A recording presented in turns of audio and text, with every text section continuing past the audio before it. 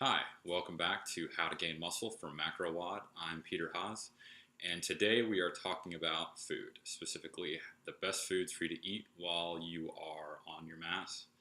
Our learning objective for today is going to be to identify the list of foods that you will need to enable your increased macronutrient intake and to identify any recommended supplements to consume while you are on your mass. So eating for a mass is going to be different, way different than eating for a cut, and a little bit different than eating for maintenance or for your on ramp phase. Okay, so for your cut, it's going to be very, very different because on the cut, you were trying not to consume not much energy while staying full. So we were going for nutrient dense but calorically sparse foods.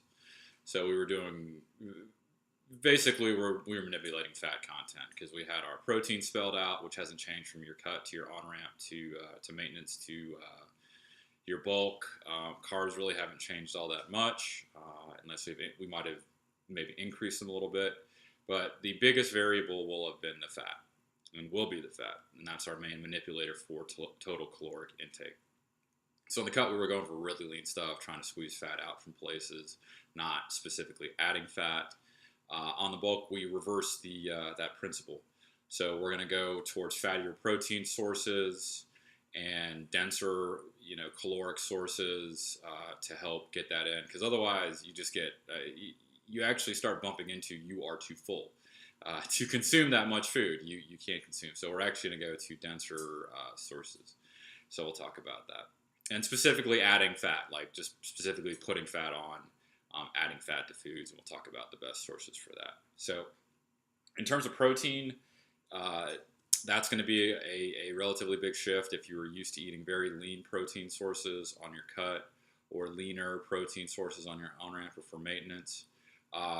You will need, I would recommend bumping up to higher fat sources. Unless you're really comfortable adding fat in the form of other things, which we'll talk about in a sec, just go ahead and bump to fattier protein sources. So for all of your other food stuff, you're going to keep your around your workout stuff the same, consuming whey, and then at night you're going to still keep consuming casein. That's not going to change. For your casein, you can start. I'll talk about that a little bit more specifically too. You can actually start adding fat specifically to your mixing with your casein on a cut or on ramp. You might have just been doing it with casein and water. When I'm on a bulk, when I'm massing, I actually mix my casein with coconut milk to add more fat into that, especially in the evening times. That actually has so not only getting more calories, but it has an extra bonus of delaying of slowing my digestion down even further with the more fat. So I get a steady release of the protein, and I actually stay fuller in the evening times overnight. I don't know if anybody has woken up and been hungry in the middle of the night, but this will prevent that even more. So, all right. So what protein? So fish. If you are doing, the cut, you're doing leaner sources, you can switch to fattier sources. When I'm in a mass, I eat a lot of salmon. I really like salmon. Family likes salmon, so I make a lot of salmon. It's a fattier fish, so you can go ahead and do that. Other options are anchovies, mackerel, sardines. If you look below this video, there's going to be links to all of the stuff that I'm saying so that you can read and discover more for more options food-wise. There'll be some hyperlinks and further reading stuff below this, so be sure to check that out. Chicken/turkey. So it's really white meat versus dark meat. So if you were on the cut or maintenance, you might have been consuming a lot of white meat before. I would really recommend giving dark meat a shot unless you really don't like dark meat. Okay, go with your palate. So you can switch from breast to thighs. It's from white meat to dark in general. Okay, beef and steak. Switching to fattier cuts such as ribeyes, ribs, T-bones, flanks. Those are definitely fattier cuts. Pork. Get to throw some bacon in there. I don't recommend doing bacon on a cut because it's really fatty. You can do it very sparingly just for the flavor, but even then, ribs. Sausage is really great. I actually consume a lot of sausage when I'm on my mass, just because it's really it's you can find pre-cooked sausage. I actually consume mainly pre-cooked sausage because it's really easy to do.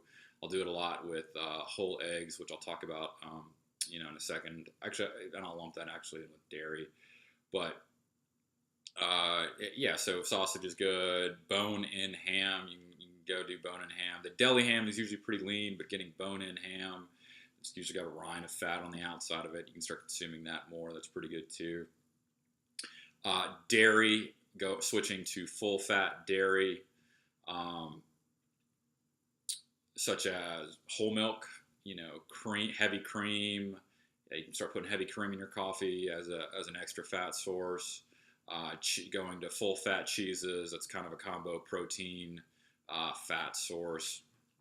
Uh, Eggs, you can go from doing, if you're doing egg whites or egg beaters before on your cut, you can just switch to doing whole eggs to get your fat in that way. When I transitioned off my last cut, I actually still had a little bit of egg whites left, so I actually was putting butter into my egg whites, which is just totally ridiculous. And then once I ran out of that, I started going to whole eggs. That was just how it worked out for me.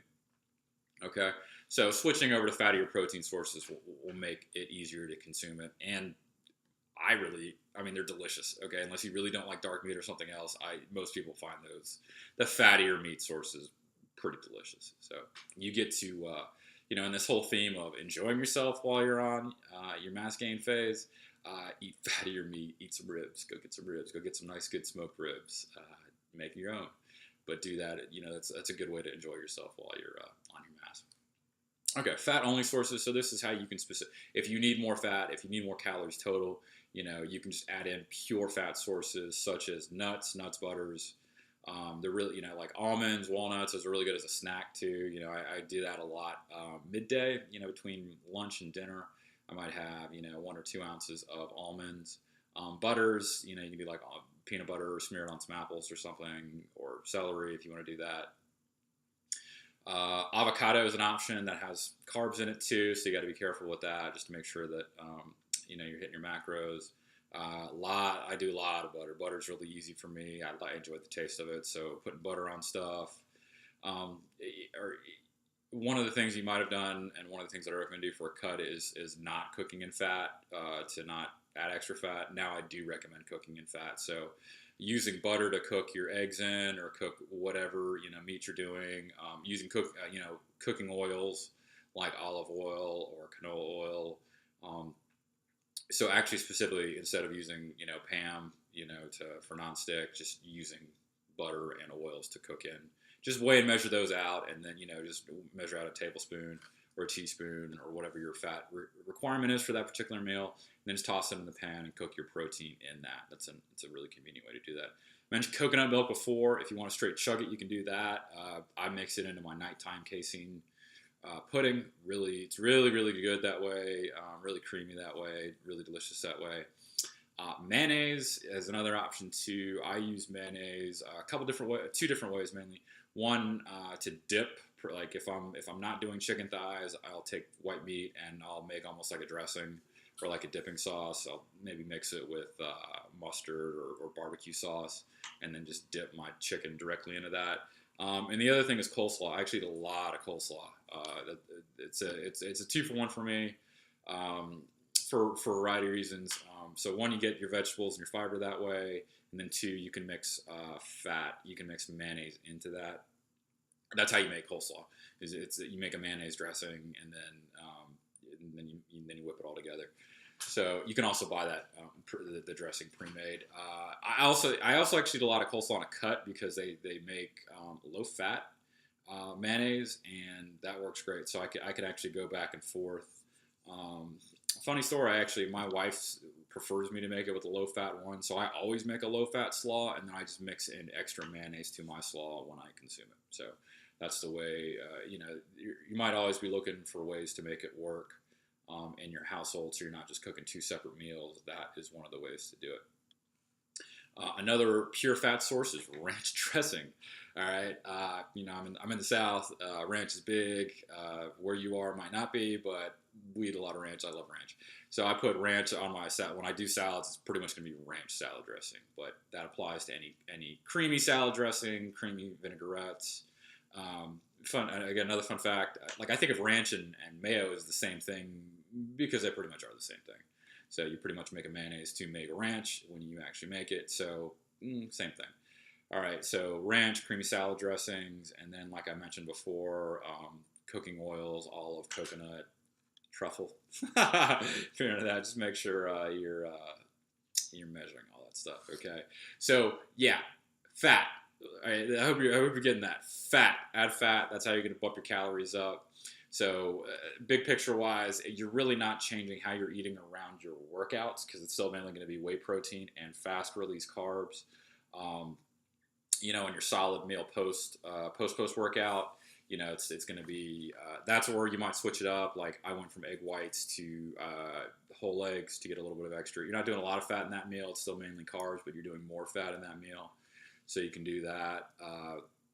But it's really going to be the meals, not around your training that where you're doing relatively low carb, and you'll really need to jack your fat intake up on that. So some people feel really disgusting, just slathering fat on everything. If that's you, then that's when you need to be consuming the fattier protein cuts because then you're not specifically adding it. Okay. All right. One last thought before we head out. It's going to be on a supplement that I recommend as part of everybody doing a mass. And you might even continue doing this even when you're on maintenance or on a cut, depending on if you have some unrecognized digestive issues. And that's where I'm going with this. I recommend finding and taking a digestive supplement. I take, if I had a name brand, so I take the Vitamin Shoppe multi-enzyme. Okay, now why do I take that? One, it has all of the ingredients that I'm looking for in a digestive enzyme. It has, so you're looking for, so this is what your criteria should be. Look for stuff that has lipases, which digest fat, proteases, which digest protein, and then amylases, which produce carbs. So you want all of the enzymes that break down all the different macros. You also want something with something called betaine, betaine, HCl, that will supply you with extra stomach acid, extra hydrochloric acid, and that will help you break down protein and fat to an extent. Okay, so yes, since you're increasing the volume of food, especially the volume of fat, I really recommend taking supplements to help you deal with processing that extra amount of food. So, you just, especially the fat. Like if you're not used to consuming this much fat, especially especially the way we partition out, you might be doing, it's not just spreading the fat out. We're actually concentrating the fat into 2 or 3 meals. So it can be a little bit rough on your digestive system. It's just a little bit of an overload. So I really recommend that. So how do we take that? Start out with 1 pill. And if you feel good, with each meal, then take 2 pills with each meal.